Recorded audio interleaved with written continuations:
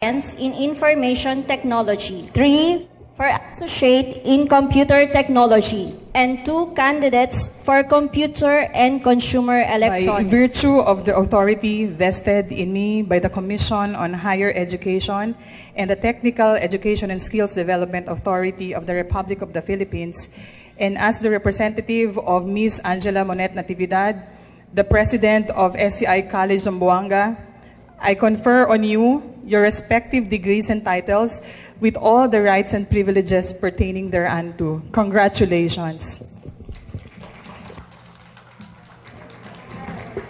At this juncture, may I call in the academic head of STI College, Ms. Mary Gail A. Bersede, to introduce this year's commencement speaker. To our guest speaker, Sir Noriel P. Ramos, to our alumni president, Sir Nick Vera, to our school administrator, Ms. Norwesa L. Madriaga, to our program heads, and to other school officials, to our loving teachers, graduates, parents, ladies and gentlemen, it is an honor for me to introduce to you this year's commencement speaker. Our commencement speaker for this event is a public servant who has served the government in various capacities since she was 20. Among her notable assignments were as the Director of Field Operations of the National Computer Center and as a Program Manager of national programs like the Philippine Community E-Center Program. From 2011 to 2013, she was on secondment to telecenter.org, a global program hosted by the ICT Office as the Director for Operations. There, she also served as a program manager of the Global Telecenter Women Digital Literacy Campaign, a joint initiative with the International Communication Union to provide 1 million grassroots women with digital literacy. At the end of the project, a total of 1.1 million women were trained in 85 countries. This work not only allowed Ma'am Tess to travel to so many countries, but this also gave her and the project international awards. She has been assigned as concurrent project manager for the Tech for Ed project and the OIC Director of the Department of Information and Communications Technology Mindanao Cluster 1, which covers the Zamboanga Peninsula region and the provinces of Basilan, Sulu, and Tawi-Tawi. Ladies and gentlemen, it is an honor for me to introduce to you our commencement speaker for this morning. Let us all welcome Ma'am Maria Teresa M. Camba.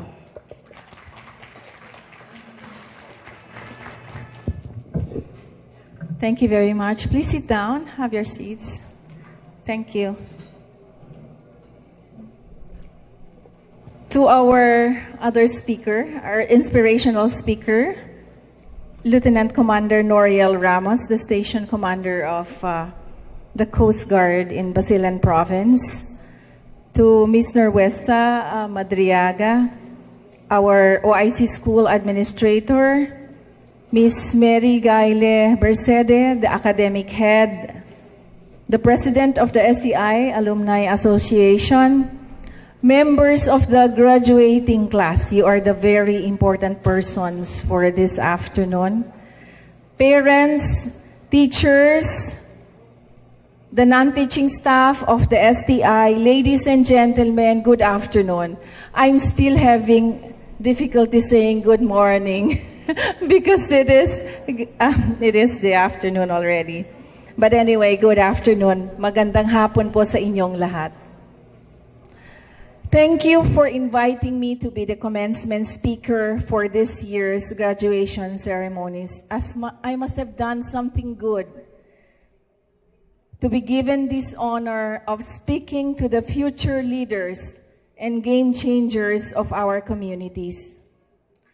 I have spoken and delivered presentations hundreds of times in the course of my work, in the country, in the provinces, and even abroad. I didn't imagine myself, being a commencement speaker and speaking before you this afternoon. I think this is one of my bucket lists. I've always wanted to speak to graduating class. I've had the opportunity, and I was invited years ago to speak before the graduating class in the elementary school where I came from. I graduated from Putik Central School in the city. I cannot overstate how today is a day of celebration. I see all the smiles, the happy faces of our graduates, and also the parents and guardians. I can imagine the joy the parents feel as the graduates, wear your togas. As a parent myself, I would be very happy if my son and my daughter will also have the opportunity to wear their toga very soon, I hope. They're both in college right now.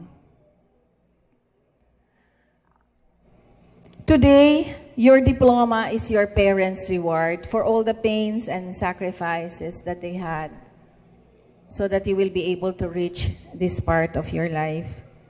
And I'd like to request the graduates to please give your parents a big round of applause. Your mentors, your teachers also deserve another round of applause. So say thank you to them. Very recently, I was given a book by a friend, and I thought that I'll share and recommend this with you now that you have reached the end of an important stage in your life, your college life. The book is entitled Your Roadmap for Success. You can get there from here, and this has been written by John Maxwell. There are many lessons from the book, and I'd like to emphasize just 3 because I only have very limited time. Maxwell emphasized the need to know your purpose. Know your purpose. What is your purpose in life? Ask yourself, where would I like to go from here? What is your greatest passion? Second, grow to your maximum potential and start growing today, because growth today will provide for a better tomorrow. Even if your college education is done, never ever stop improving and innovating. Leaders who stop learning, stop growing. And when we stop growing, we eventually perish. Maybe not physically, but we start to become irrelevant. We live in an age where what was relevant yesterday may no longer be useful today. The dawn of technological advancement has made some skills obsolete as industries begin to demand a new level of talent. The corporate world's mantra has now become innovate or die. It is either we improve and make an impact in the society, or we remain where we are and get forgotten by the world. Our eyes have witnessed how leaders of companies who once made name in industries have fallen because they failed to innovate. Kodak used to have a place in almost every household, but according to a Harvard article, it fell because it was not able to keep up with the massive changes in the demands of its market. It was the first to invent a digital camera, but the executives ignored the big idea. So where is Kodak now? Yahoo was once owned 21% market share, the top one in the industry. But now the former internet giant is kicked aside by Google. Facebook, and others. So without innovation, these once very successful companies suffered or even met an end. We have to embrace innovation. We always have to strive to offer something new. Fight against complacency, because the world needs fresh ideas from young minds like yours. We have seen the rise of new services which changed the world. The world's largest taxi firm, Uber, owns no cars. The world's most popular social media company, Facebook, creates no content. The content is created by the users. The world's most valuable retailer, Alibaba, carries no stock. And the world's largest accommodation provider, Airbnb, owns no hotel rooms.